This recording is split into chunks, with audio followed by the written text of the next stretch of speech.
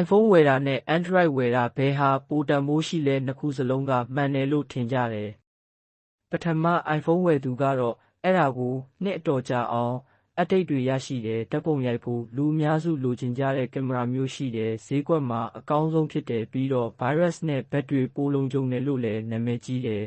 ။ဒါပေမဲ့အဲ့ဒါကပေးကမ်းတာထက်အဲ့ဒီအမှတ်တံဆိပ်အတွက်ပိုပေးရလေ့ရှိပြီး application download လုပ်ဖို့လွတ်လပ်ခွင့်အတော်နည်းတယ်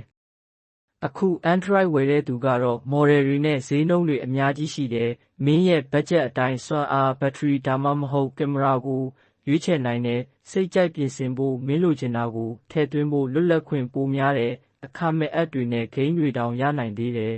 ။ဒါပေမဲ့ Android အားလုံးကအတိတ်တွေအများကြီးမရကြဘူး။စွမ်းဆောင်ရည်ကမင်းရွေးချယ်တဲ့အမှတ်တံဆိပ်ပေါ်အများကြီးမူတည်တယ်။ iPhone ကတည်ငြိမ်မှုနဲ့ပိုကြီးတဲ့လုံခြုံရေးကိုပေးတယ်။ Android ကအမျိုးမျိုးနဲ့ပိုသက်သာတဲ့ဈေးနှုန်းတွေကိုပေးတယ်။အခုမင်းပြောပါမင်းက iPhone သင်းလားဒါမှမဟုတ် Android သင်းလားခမဖြေခဲ့အောင်နော်